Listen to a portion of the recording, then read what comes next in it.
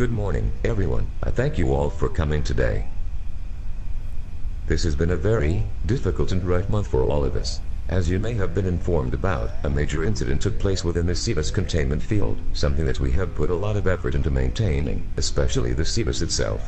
This incident in question involved the Namazu organism, in which it successfully breached through the Cetus containment field.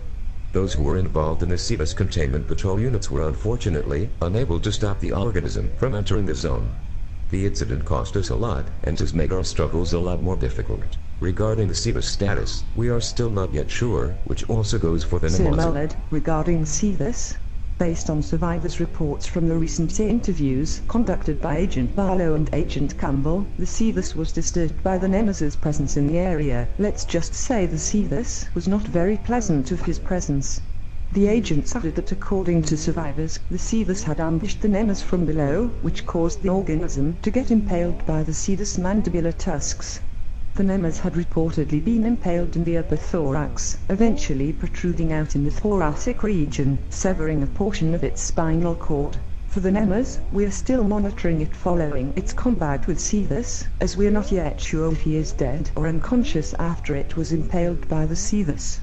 For all I know, that thing could just be plain dead, so as to let our guard down. God, they were right after all. What was that, Dr. Ramil? The insurgents knew this was going to happen, probably told to them by the Namazu. Could you elaborate further? A few weeks ago, Dr. Curtin interrogated an insurgent at the North Star complex. During the interrogation, the insurgent mentioned of a prophecy that the Namazu's cult had made. The prophecy mentioned that the Namazu would begin his invasion of America by destroying the so-called Beast of the Abyss. Dr. Curtin figured that the insurgent was referring to Cetus, and that by eliminating him, he would gain access to the Americas and eventually annex the country. Also, regarding the Namazu's insurgents, were there any that remained after the firestorms?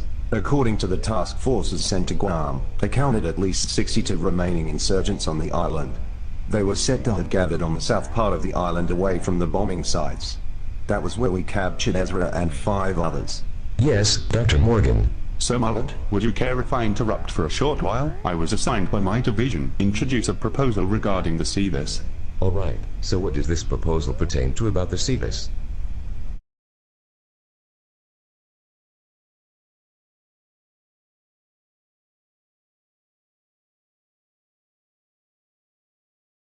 Biocybernetic prosthetics will be implanted onto the Cetus body, especially components that are essential for the Cetus vitality and mobility. These prosthetics are planned to aid the Cetus in certain combative situations, especially scenarios involving another large-scale aggressor, and to improve the Cetus strength and mobility outside combative scenarios. This basically means that the Cetus will be provided some sort of cybernetic life support, which will aid it not only in combat, but also in day-to-day living. These braces act like medical prosthetics to give Cetus more strength. So how will you carry out this procedure?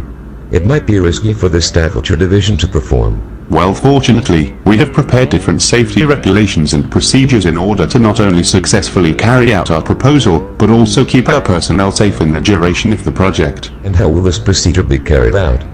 It's simple. First, the Cetus will be sedated with a certain amount of alpha-class sedatives, the same sedatives used for the Namazu organism during its containment time in Division Alpha. These agents were recovered from the ruins of the Division Alpha Arm containment site, specifically in the Biomedical Sciences Lab, where all unaffected samples were safely recovered during extraction operations. After sedation, bionic and biocybernetic life support systems and protection will be implanted into the Cetus appendicular and axial regions, in order to arm and improve the Cetus strength in combat and body structure. The sedation is projected to last for around 2 to 3 months, perfect for the duration of this project. So now that we know the duration of the operation, where will this operation be carried out? It's a good thing you asked, because the location of this operation will be at the Zeta Division's primary laboratory, located in the southeast of Alaska. The Cetus will be promptly confined within the site's Pascal anomaly testing chamber in the lower levels of the site. Now, Sir Mullet, do you approve of this confidential proposal?